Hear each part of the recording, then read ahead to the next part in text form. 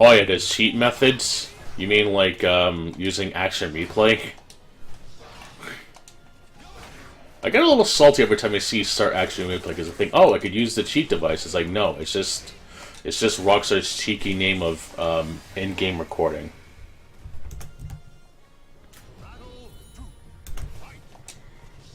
And it actually used to be a device back in the day called Action Replay. It's kind of like the Game Genie, Game Shark, all that fun stuff.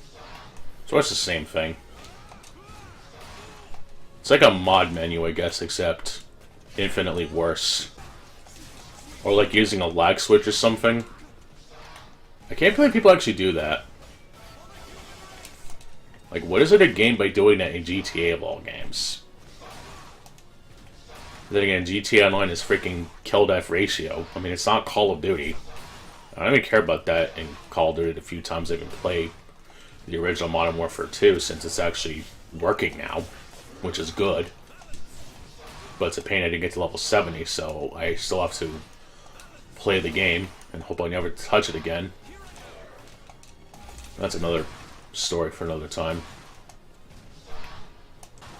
I actually have not. I wanted to play it, but I don't know, like, if it would be, like, worth spending the $40 on a game that doesn't really have, like, real content.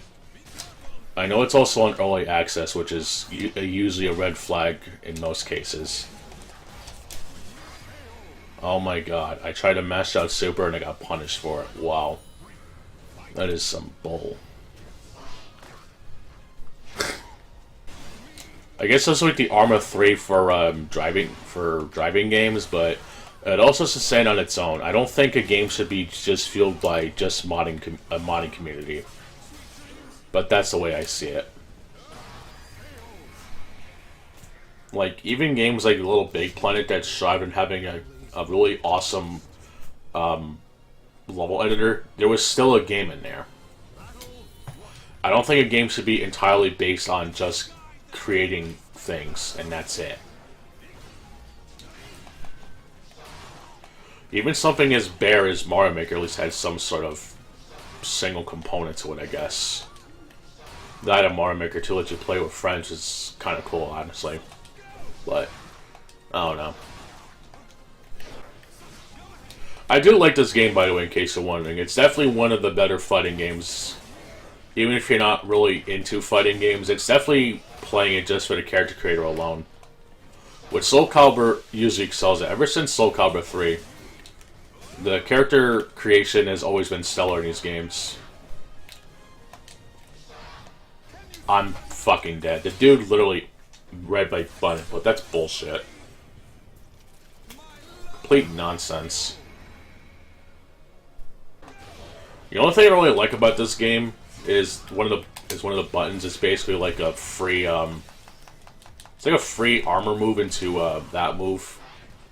Doesn't do much damage though, but it kind of feels like I'm cheating, so I'm not going to use it too much. But I feel like I'm going to have to. I wonder what the hell you call this mechanic. Basically a free focus attack or something? I really don't know. A free focus attack into a really shitty quick time event. I'm not really a fan of Assassin's Creed, to be honest. I've only played Liberation on Vita and I didn't really like it.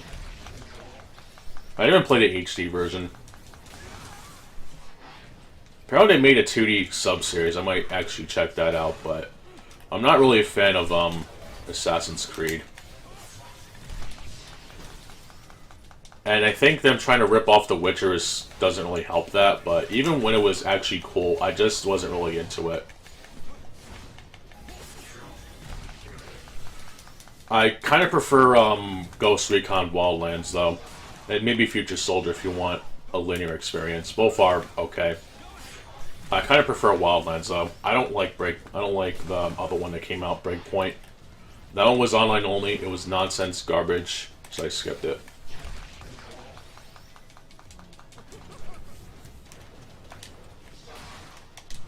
And the thing is, I don't really care for those kinds of games anyway, but it's just a damn fun game. Massive world you can explore in, all that fun stuff. You know, I'm not gonna hold a game based off a genre. If I enjoy the game, I enjoy the game. Like Akiba's Ship, I find the game fun as hell. It has problems, but you can do a lot of cool things you can't really do in other games, so fuck it.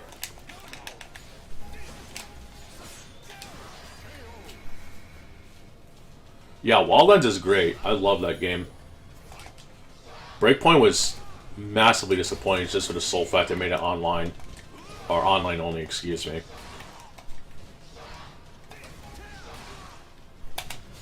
It's also the game that Metal Gear Solid 5 should have been. And it's sad that Ubisoft actually paid more respect to the stealth genre than Metal Gear itself. I also enjoy Watch Dogs, although I kind of like the second one more for the streamlined gameplay. First one is interesting. The second one has a lot more freedom compared to the first game, but it's still good, clean fun regardless, so I don't really mind it.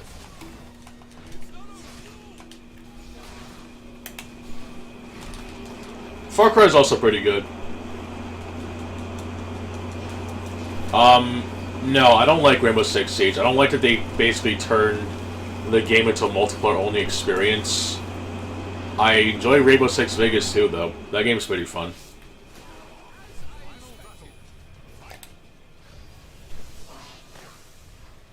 I would much rather play Rainbow Six Vegas 2 over Siege any day. And especially Quarantine. They basically took the game mode from COD Ghost and turned it into a... I don't know if they released it for full price, but it is kind of funny that fucking Rainbow Six Quarantine basically pulled a COD Ghosts. Which is kind of sad, to be honest. Because Extinction was actually kind of okay. It was just in one of the worst Call of Duty games ever made. Which is also depressing since Neversoft had a hand in it. Which you can definitely tell when you play that score attack mode. It definitely has that flavor of Tony Hawk in it. Which is also sad. Yeah, I enjoy the retro games as well. Though I'm guessing you mean like other older games. I'm not exactly sure what could be considered old anymore. No, I don't. I only like Bad Company. I don't really like any of them. The ones that came out after it. Sucks that Bad Company servers are being shut down or have been shut down, though. Bad Company 1 was a lot better, though, but 2 is decent enough. I didn't like how they made the healing mechanics simplified and they modernized the checkpoint system, though. At least in Bad Company 1, you were given... You're essentially able to respawn on the spot, which is nice. But they kind of took that on Bad Company 2, and that was annoying.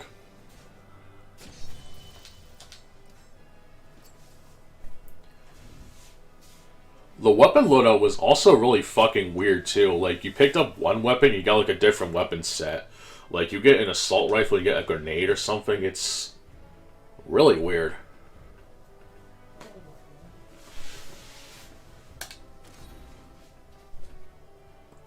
Yeah, Bad Company's campaign is really underrated. The only thing that would have made it better is if it actually had a co-op.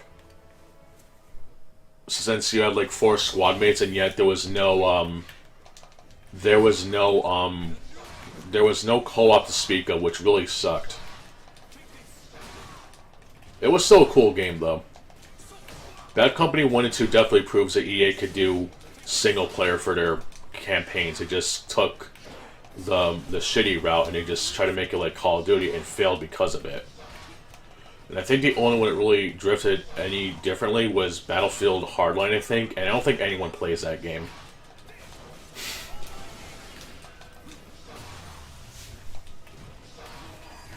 I think that was the one. Where they basically turned the game into like cops and robbers or some shit. If that came out today, people would fucking protest the fuck out of that game. I actually did not like Far Cry 6. I think the game is way too simple for its own good. I did like 4 and 5 though. 3 is okay, but it's definitely aged like milk.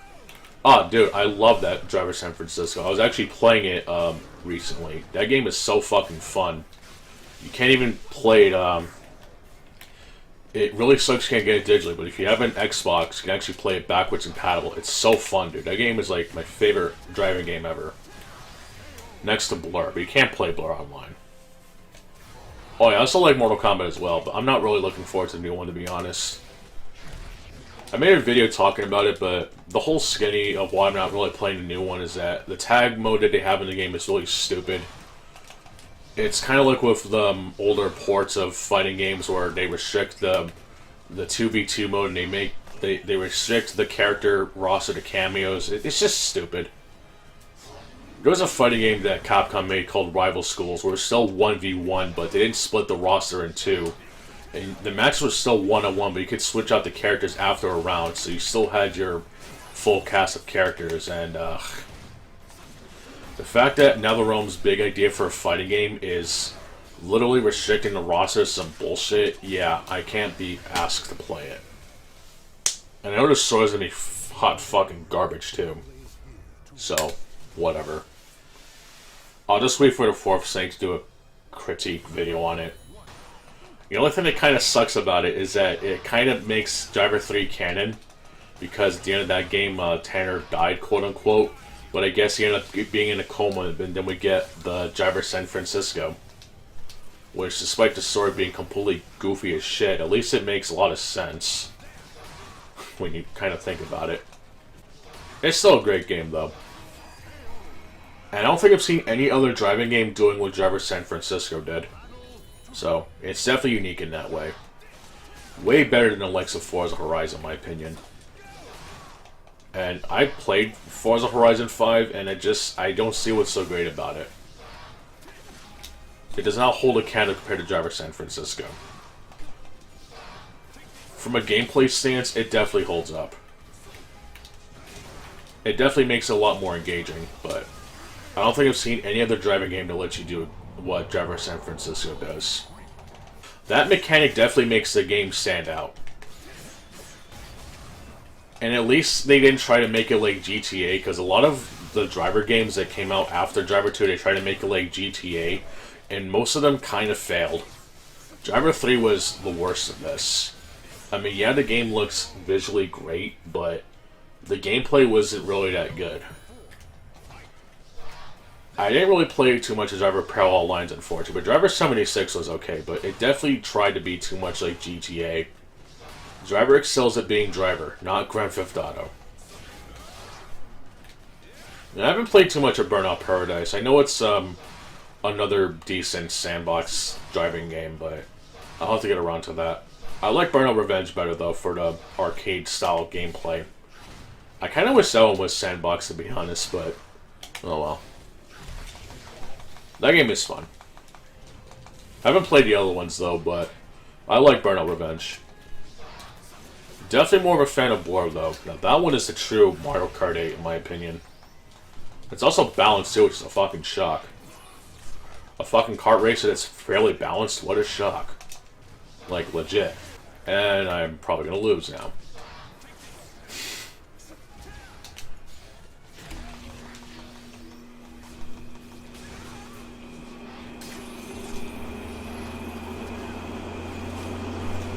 Yeah, I'm fucking dead. Oh my god. Fuck. You have got to be kidding me, dude. You have got to be kidding me.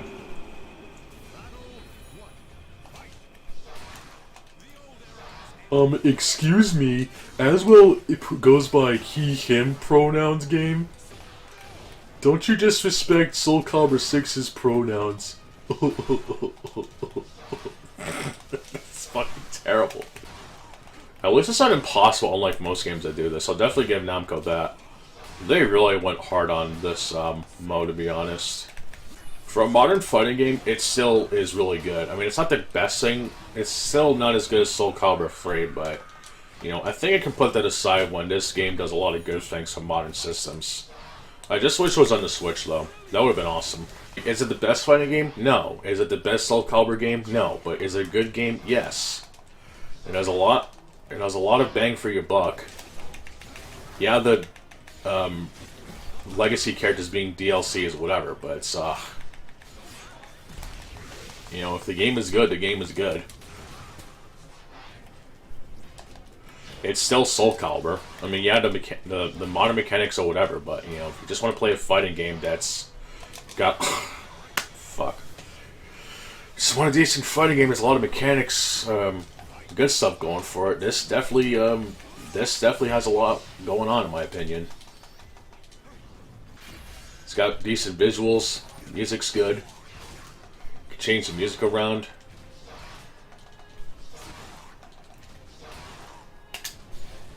But my online play, though, yeah, okay. Yeah, I gotta make sure I don't mash out Super, dude. I don't want to get fucked again.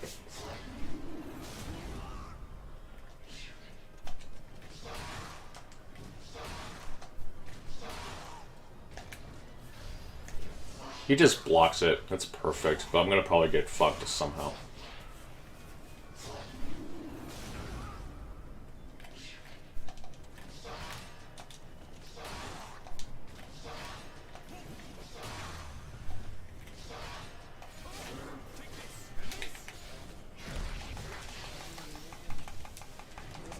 Ah, fuck.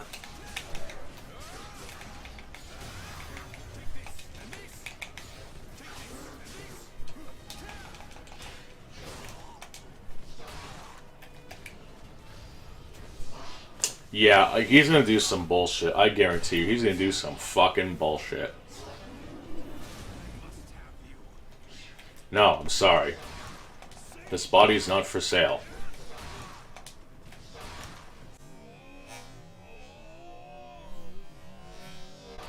Oh, shit. I actually got him. I'm shocked. I'm actually shocked I got him. Jesus, dude.